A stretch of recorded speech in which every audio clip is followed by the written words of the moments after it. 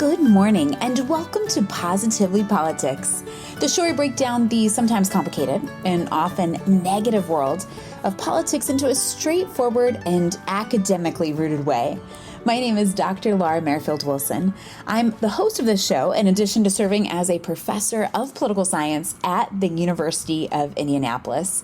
And if you haven't listened to the show before, it's all about asking questions, inciting conversations, and bringing you up to date on things that I think are important in our political world, but just you don't have time to get into them in other contexts, or maybe they get overshadowed by other things. And that's exactly what we're talking about this week, because this was what we'd say was a very busy political news week. And I think every week it tends to be exciting for politics because politics is happening all the time. But even if it's exciting, I'm not going to lie to you, it's not always busy, right? But we had many things happen this week. We had primary elections in Virginia, in Indiana, where I live. We're ramping up, getting ready for primary elections.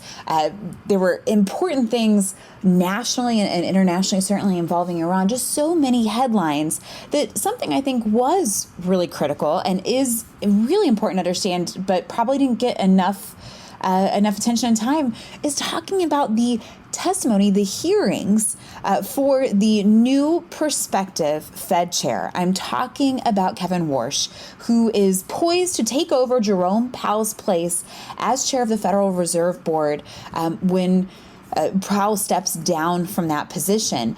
And Powell's term ends May 15th. So the clock is ticking, if you will. We're T-minus 1 month away.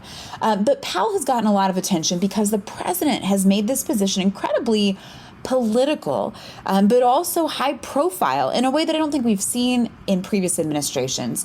And because of that, the hearings for this replacement, right, in terms of what would Warsh provide, and I am saying it right, by the way, it sounds weird every time I say it, but that's his surname, it's Kevin Warsh, right? What would he offer? What would he do differently? And how would he lead the federal chair position as board chair in terms of the interest rates that we have in this country? What kind of impact does that have? I think all these things are super important. And yet, quite frankly, because there were a lot of other things going on in politics this week, I didn't see people talking about this enough. And that's exactly what I'm going to do here today. So we're going to focus on who is Kevin Warsh? What does the Fed chair do, right? Why doesn't the president like Jerome Powell? Why is he looking at changing the leadership here? And based on what we saw in the hearings in the U.S. Senate this week, what can we expect to see in terms of the confirmation process, in terms of the vote, in terms of Warsh's leadership? I think all those things are really important. We're going to delve into them in this episode. Let's start with the basics. Kevin Warsh has been involved in the Fed before, and his name, to me, it was a name it's like, oh, you recognize tangentially, but can't exactly place, right? It's like someone you went to high school with, but you haven't kept in touch with for a while. And unless they work in your area, geographically or based on industry, whatever, you wouldn't necessarily remember who they are. For me, that was Kevin Warsh. He actually served on the Federal Reserve Board of Governors he was an appointee during George W. Bush's administration. So he has a deep background in this position, though I do want to highlight he's significantly younger than Jerome Powell. And that's probably part of the reason for a transition. Powell himself is on the alert, and he's 73 years old and has led the board, the Federal Reserve, as the 16th chair since 2018. So he's had an 8-year run, which is pretty significant. I mentioned that he's only the 16th person to serve in this role. To be fair, this position itself was created back in 1913. So it's not as old as the country. But that said, we're talking about Powell's service. You're talking about 8 years. That is fairly significant. And I think back, when I think of Fed chairs, they are well-known names once they've served in that position. Before Jerome Powell, of course, was Janet Yellen. She served under Barack Obama for exactly 4 years.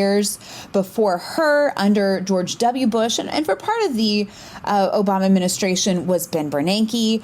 Appointed by Ronald Reagan was Alan Greenspan. Now, he is the classic go-to, I think, of Fed chair personally, just for, I mean, probably out of my own studying, it's Greenspan and Bernanke, and Greenspan served for 18 years. This is not a lifetime appointment. This is not a set term limit position. So when we talk about the nomination of Kevin Warsh for this position to replace Jerome Powell as Fed chair, what I want you to know is that Kevin Warsh is younger. He has experience in this. Of course, that's not why his hearings got attention and why I think they deserve more attention. Thus, we're discussing them here. But this does feel like a natural pause, a natural time for Powell to leave the position. And I want to talk about why. If you have caught the relationship, the public relationship between the president and Powell, you will know the president has been outspoken in his criticism with regards to the Fed chair. And typically, this position we have seen, though it is a presidential approval, so let's start with that. Though it is a presidential approval, we have seen this position as much more neutral. So, of course, the president has certain things that he would like to see, but this is not a position that speaks to the president. And I want to highlight that because I want to do another show, not this show, but I want to do another show soon because earlier this week, talk about a lot of news, Labor Secretary Lori Chavez-DeRemer basically resigned. A lot of concerns, allegations of abuse of power, but that's the third person in this second Trump administration to leave a high cabinet post. And that's after Kristi Noem, I think, got a lot of attention back in March when she was ousted. And then earlier this month in April, Attorney General Pam Bondi left her position. So it's bye for 3 members of the cabinet, all women, within the last 2 months. But that is a different story for a different time. When we're talking about the Federal Reserve, there's been a history of more neutrality because of the work the Federal Reserve does. And that is talking about setting interest rates, trying to respond both to the market and employment, and trying to make sure that we are countering inflation, but providing economic opportunities. Right. And in simplest terms, I think that's how you can effectively understand the role of the Federal Reserve. We're controlling interest rates to make sure that our economy is strong. And so that in and of itself should be something that's neutral to the president. Naturally, any presidential administration is going to have things that they want to see, and they're going to have their own agenda. And of course, they want the chair and the board, and the chair is just one member of the board, but they serve an important role in the board. We're going to want to see that. They're going to want to see a chair, quite frankly, that works alongside them and works with them and works with what they do. And that's part of why there's an appointment process. Now, I want to remind you, you're listening here to WICR 88.7 The Diamond. I'm Dr. Laura Merrifield Wilson. Talking today in terms of Kevin Warsh, his hearings earlier this week as the nominee for the replacement for Jerome Powell. And this is in terms of the federal board chair. Now, one of the reasons that the president has lost confidence, we could say, has a very acrimonious relationship with Powell and has been very public in terms of his disagreement, is because we've seen a challenge with inflation. That was one of the things President Trump campaigned on back in 2024. Now, if you asked me in 2024 what I thought the most important issues were for voters, and in fact, you could dig, I'm sure this is very public, I do a lot of media, I said then, as I would say now, and I stand by, it was the economy, stupid, if you're familiar with that phrase. I'm not calling you stupid. I think you're very smart. You're listening to this show, right? It's the economy and it's immigration, right? And I felt like those are very important issues. And that was a large part of Donald Trump's campaign. And voters entrusted him. They voted a majority for President Trump because they felt like he could handle those.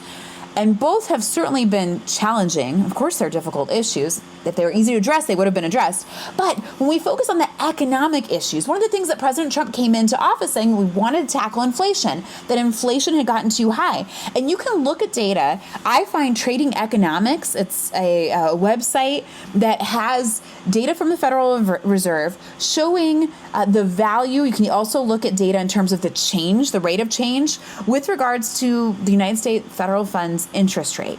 And I love looking at this. I find most helpful is a 10-year spread. And again, this is data from Trading Economics, but this is public. You could find it anywhere. That you can see we had very, very low 0.25% interest rates after COVID. And that really began March 15th, not just COVID, and low interest rates, and continued on for nearly 2 years. And then they slowly started to slide them up. And as you see that increase, it really peaked, it topped out in 2023. Now, this, of course, was right after the congressional midterms in 2022. This is the beginning of the second 2 years of the Biden administration, but right around 5.5%. They've slowly gone back down since President Trump was inaugurated. They actually started going down a little bit before that, but right now we're at a 3.75%. One thing that I thought was really interesting in the testimony and in the hearings that we saw earlier this week was when Kevin Warsh was talking about the Federal Reserve. One of the things he suggested is they don't have to meet as often as they do. And right now they meet essentially every 6 weeks, but he was suggesting it doesn't have to be quite as often. And one of the things that was telling about this, I think, was a re-envisioning, but a different perspective in terms of, well, we would meet so often if we needed to adjust so frequently. And what I see as Warsh's argument here is that such regular readjustments would not be necessary, right? That the frequency of a meeting. I'm involved in many organizations. We meet monthly or sometimes even every 2 months. Because while there's a necessity to meet within that period of time, certainly meeting every day wouldn't be both necessary or reasonable. And I think that was an interesting point that we saw from the confirmation hearings. You're listening to Positively Politics here for WICR 88.7. I'm Dr. Laura Merrifield Wilson, talking today about the confirmation hearings involving Kevin Warsh, who's the new nominee of President Trump to take over for Jerome Powell in terms of the Federal Reserve. Now, something interesting here in terms of the appointments, I just want to mention, especially for folks who are less familiar with the appointment process, is a reminder of why we have these hearings in the first place. And that is to say that with any position, I hinted towards other cabinet positions when I said that we've seen 3 people either fired or resigned in the last 2 months from the cabinet. Appointments, all of these appointments that I'm talking about here are selected. They're nominated by the president, but they have to undergo a Senate approval. And the approval of the Senate is essential because these people, while they may serve in some cases in terms of cabinet at the whim of the president, they need to have the approval. It's the check and balance of the legislative branch. The president doesn't just put in people that he loves. Though naturally, you would expect appointments to be people that uphold what the president likes to see. Now, the one thing that's different about this position, so when we're talking about the Fed chair and Kevin Warsh in particular, there was a comment that President Trump made that was really important in the hearings. And I want to highlight the fact that Elizabeth Warren, she's a Democratic senator from Massachusetts. She has run in the past for president, but really focused on this comment that the president had made, suggesting that once Kevin's in, lowering interest rates wouldn't be a problem. And she phrased this as a question wondering if Warsh would be a sock puppet for the administration. Unlike the other positions I mentioned before, like a labor secretary or Homeland Security secretary or attorney general, they do, of course, represent the federal government, but they're also, they serve at the whim of the president, right? You can be fired in that regard, and you are expected to uphold the president's wishes, to work within and alongside the administration. Just real quickly, that was, I think, a large part of the animosity, the tension created between Noem and Trump. It seemed that she was spending a lot of money and a lot of resources and time focusing on herself in particular, and what many interpreted and assumed, and I'll say I'm in that camp, that she was thinking Noem 2028 and not, right, Trump administration, what we're doing right now, 2026. You can do a little bit of that, right? I have no doubt J.D. Vance is thinking Vance 2028. I think Marco Rubio, Secretary of State, is thinking Rubio 2028. I'm sure there are a lot of people out there that are thinking that, but it seemed like an egregious overuse. Certainly from the president's perspective, he fired Noem from that position, but an abuse of power in that regard. Nothing necessarily illegal, but something that as a subordinate, you probably shouldn't do. And that's where these hearings are different. And I want to focus on the hearings themselves and some of the things that we learned in terms of the hearings. One thing that was really interesting, Kevin Warsh has a background in finance and has been very successful as a financier. He's also a lawyer. But one thing that came up that caused some concern, I will say, wasn't explained necessarily well, was the question of money, the kind of money he has, and what would it do? Where would it be used? How would we disclose this investment? Basically, I'm jumping around the issue, right? There was $100 million in investments with Duquesne Family Office that were disclosed by the nominee, and you have to provide those disclosures because that's how we recognize and avoid conflict of interest. And it's especially important in anything involving finances because you don't want someone shorting stocks or reacting to the market with inside information. It's insider trading. Just ask Martha Stewart. That's illegal. You go to jail, right? But it was not clear with that investment firm, and he's actually been a part of that as a partner and advisor back since 2011, right? Where that money would go, how it would be managed, and really some of the transparency that we would expect to see with a tremendous sum of money. Again, $100 million, and he has an incredible fortune. He's very wealthy, right? But where would that money go? What would we do with it if he was selected to serve as the Fed chair? And that was a part of the testimony in the hearing too. Now, one of the things that's interesting when you talk about this testimony, so he was testifying in front of the Senate Banking Committee, and ultimately will have to have the support from the Senate Banking Committee first, and he has to clear that committee before he can go to the floor of the Senate. The Senate's the only chamber that votes on nominees, and part of the appointment process I mentioned was the nomination from the president, but the other part, it's a two-parter, right? Two-part system. You got to have both parts. The second part of an appointment is the confirmation, and that's where the Senate comes in.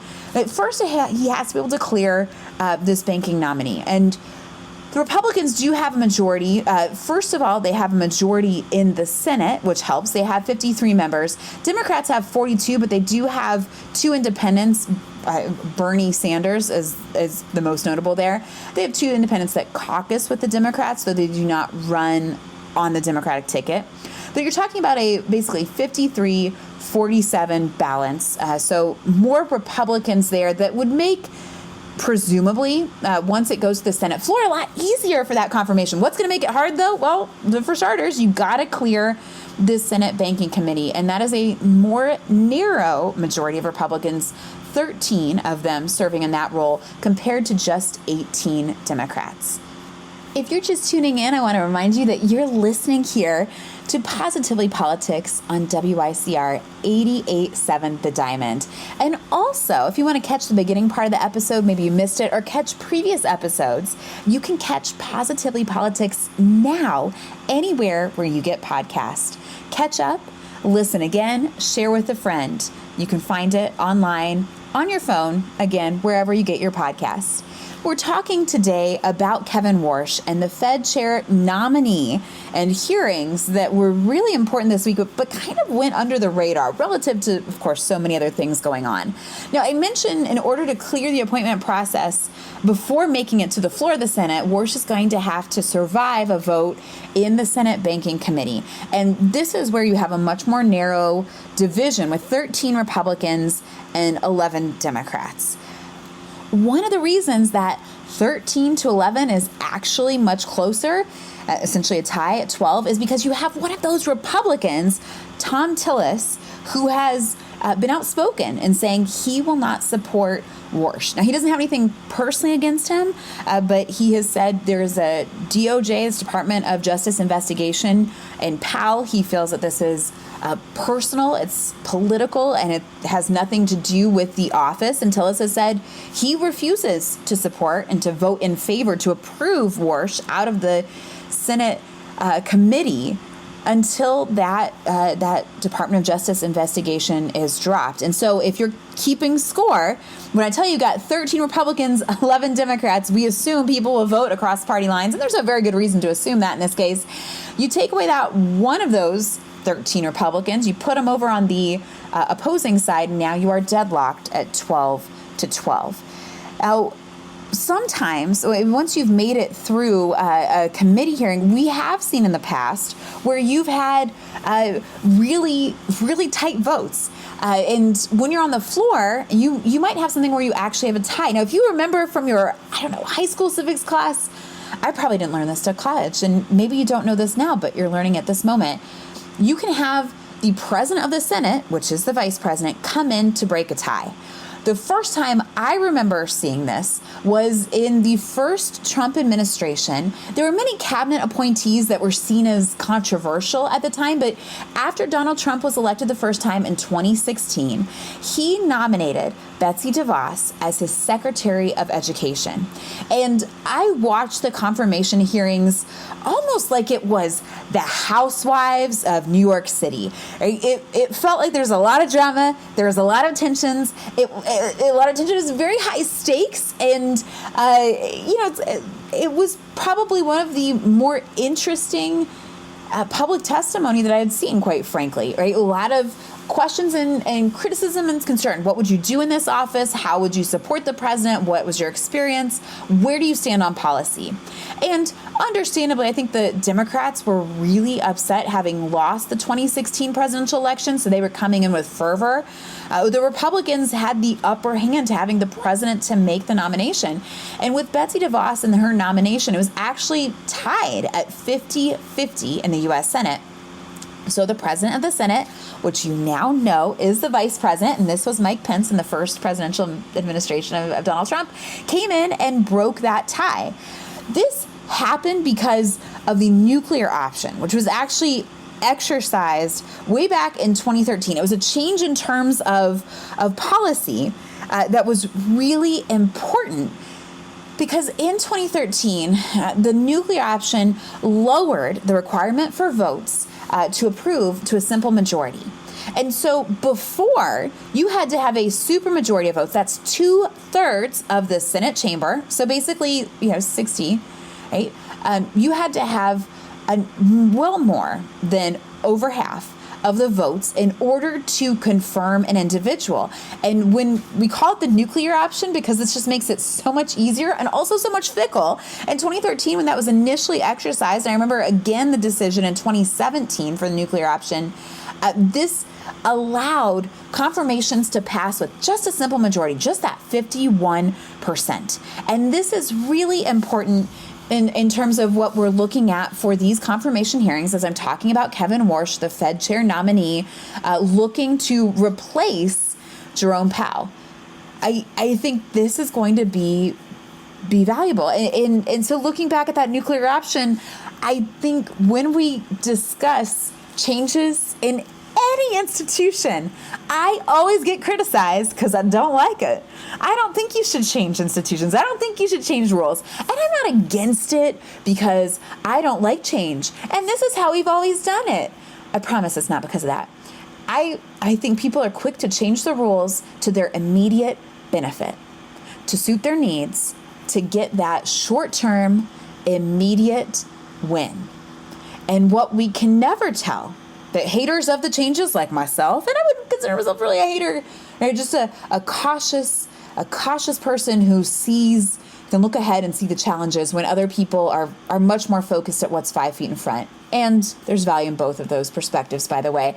But you change something now, you don't know how this will manifest and change in the future. And granted, the thing about change, you can change stuff back, but it's really hard. When we're talking about the nuclear option, when we're talking about these appointments, right, it's going to be harder to make an argument for we should make it more difficult for people to pass confirmations. Neither party wants that. It is to their benefit to make it easier when they're the party in power. right? And the challenge is, while they may not appreciate that on the party of power, they are not in charge. They're not the party in power, so they don't get to change the rules in the first place. Hence why we call it the nuclear option. Now, you're listening to Positively Politics here on WICR 88.7 The Diamond. I'm Dr. Laura Merrifield Wilson. Today, we're talking about the hearings that we saw earlier this week with Kevin Warsh, poised to take over chair of the Fed as Jerome Powell's term will end next month. Now, the biggest question mark, and I think part of what made the hearings interesting to watch, and also why they were contentious and controversial, it wasn't just your same old party divide. Like, yes, most of the Republicans like him, and most of the Democrats don't. I already mentioned Thom Tillis. He's going all out, saying until the Department of Justice drops these charges against Jerome Powell, he will not, hard stop, will not support Warsh. And I think that does add a little bit of leverage to the Department of Justice and the president's pursuit. Obviously, part of this acrimonious relationship, the tension that we see between Powell and Trump. And at the same time, when we're looking at this, you'd say, yeah, sure, of course, the Democrats aren't going to like him. He's nominated by the president who's a Republican, and sure, the Republicans are going to like him. But it's less clear what Warsh would do in office. And at the end of the day, that's why this really matters. If he is the new leader of the Fed, what does he do about interest rates? Does he remain neutral? How does he make decisions in terms of whether or not to lower or increase if they don't meet every 6 weeks? What kind of impact does that have on the rates? And the rates matter because they ultimately impact the U.S. economy. The goal, right, it's super easy to say and really hard to do, is to make sure that we have both low inflation and low unemployment, that we have a stable, healthy economy that encourages entrepreneurship and opportunity, that provides adequate funding for working, productive Americans, and serves our country in productivity, quite frankly. I mean, that's such a strictly economic term, but I mean it in every way possible. The people are able to do the work, to participate in the economy, to keep the economy at a healthy, happy state. That's the goal. That's the dream. That's what this position as Fed chair is in part supposed to do. And it's unclear if Warsh, who's talked about having a regime change, right? He would be different than Powell. How would he be different? To what extent would he be different? And most importantly, and we don't know this. This is where I talk about this show incites conversation, ask questions. I wish I knew the answer. I don't. But what would this do in terms of our economic policy? How would it change, right? And when we're looking at these hearings, the testimony on Tuesday in front of the Senate Banking Committee, which is essentially deadlocked right now, 12-12, on whether or not to pursue the confirmation, right? And in which case, then it would go through to the floor of the U.S. Senate, which is 53-47, right? So leaning Republican, although again, let's include Thom Tillis in there, right? Now you're talking about 52-48, and we don't have every senator on the record on whether or not they'd support Warsh's nomination, right? There's that calculus too. And this is where you see the political fused in with the policy, right? But also the challenge of, I think, any appointment where you're trying to ascertain what a person will do in the future. I think of it like a public job interview. And I have to say, while I definitely don't mind attention, that would be really nerve-wracking. I would get nervous in a job interview anyway. And then doing it publicly in front of, let's say, I mean, in this case, you're talking about 24 people, part of a committee, and then eventually, 100 people, and then on TV, and then nationalized. So someone is recording a podcast and radio show in Indianapolis talking about the testimony and why these hearings are important, right? That would be really nerve-wracking. But these are much more important than your typical job interview. These confirmations are incredibly insightful and give us a great understanding, even if we can't predict what's going to happen, but a better understanding of what this person might do. And in this case of Kevin Warsh, how he might be potentially a dramatic departure from what we see from the current chair of the Fed, Jerome Powell. And I want to thank you for tuning into Positively Politics. Thanks for listening to WICR 88.7 The Diamond. You can catch this show wherever you get your podcasts and every Saturday at 11:30 a.m. here.